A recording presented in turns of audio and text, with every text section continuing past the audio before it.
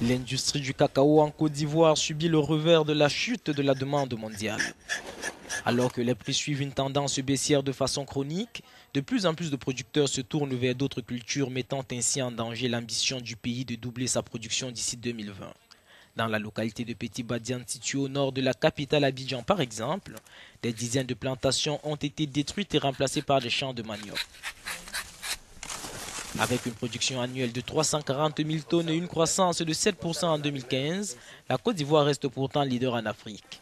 Et pour cause, de nombreux agriculteurs se sont investis dans la culture de l'EVA ces dernières années. Aujourd'hui, ça a été vraiment un regret total parce que depuis que l'EVA a chuté, ça fait que les choses ne marchent plus comme avant.